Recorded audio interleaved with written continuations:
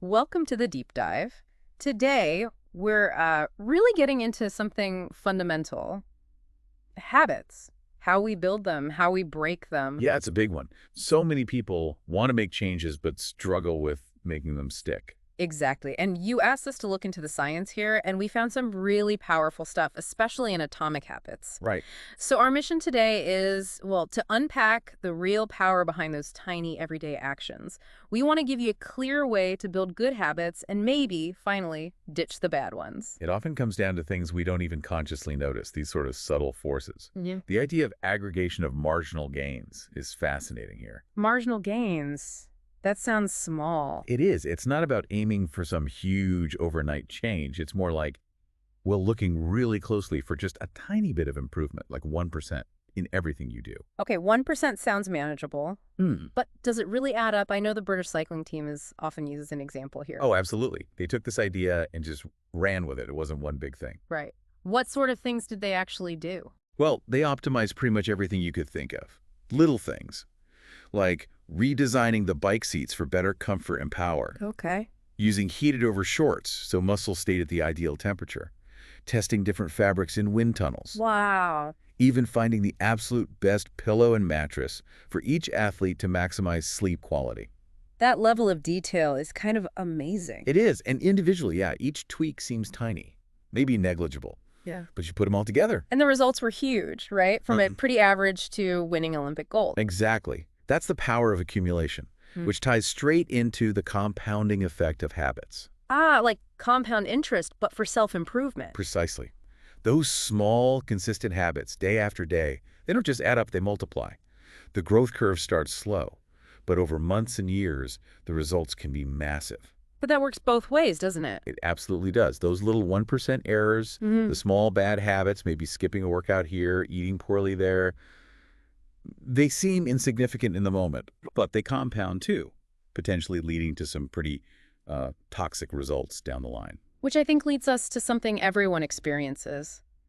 That frustration when you are putting in the effort, but nothing seems to be happening. Yes, the plateau of latent potential.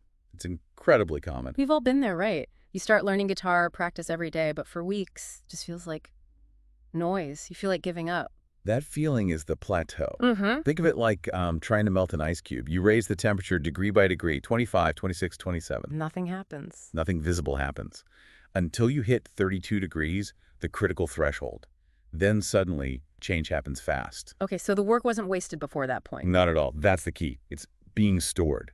All the progress, all the action, it often shows up seemingly all at once when you finally break through that plateau. That's encouraging. So how do we actually stick with it long enough to break through? The book makes a really strong point about focusing on systems, not just goals. Ah, yes. This is a critical distinction. Goals are good, don't get me wrong. They tell you where you're heading. They set the direction. Exactly. But the insight here is that systems are best for making progress. It's powerful. You do not rise to the level of your goals, you fall to the level of your systems. Fall to the level of your systems. Okay. So does that mean goals can actually hold us back sometimes? They can, yeah. Think about it. Winners and losers in any field often share the exact same goals. Having the goal wasn't the differentiator. Good point. Plus, achieving a goal is often just a momentary change.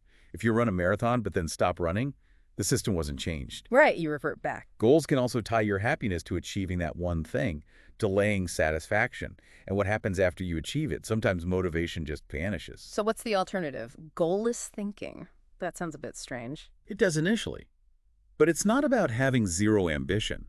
It's about shifting the focus from the finish line to the process itself, to endless refinement and continuous improvement, doing the win, not just the outcome. Okay, focusing on the process, the system. Which brings us to maybe the biggest idea: identity-based habits. This isn't just about what you do, but who you become. This is the deepest level. It's about changing your core beliefs, your self-image, your fundamental identity. How does that work? The core idea is that every action you take is like casting a vote for the type of person you wish to become. A vote. I like that metaphor. So if you want to be a writer, every time you sit down to write, even just a paragraph, you're casting a vote for I am a writer. So it's a two-step thing. Decide who you want to be, then prove it with small wins. Essentially, yes. Decide the identity, then reinforce it through small, consistent actions. The more votes you cast for that identity, the more it becomes part of who you are. And eventually. Eventually, when your behavior and identity fully align, doing the right thing feels easy, Yeah. natural. Yeah. You're not forcing yourself anymore. You're just acting like the person you believe you are. Exactly. That's the ultimate form of intrinsic motivation. You do it because it's who you are. So wrapping this up then, the takeaways are huge. Tiny actions have massive power through compounding. Focus on building good systems, not just chasing goals. And the most profound shift, change your identity, focus on who you want to become, and let your actions be votes for that person. It really reframes everything. It does. So thinking about that idea that every small action is a vote for the person you're becoming, maybe the question for you listening is, what kind of person are you voting to be today?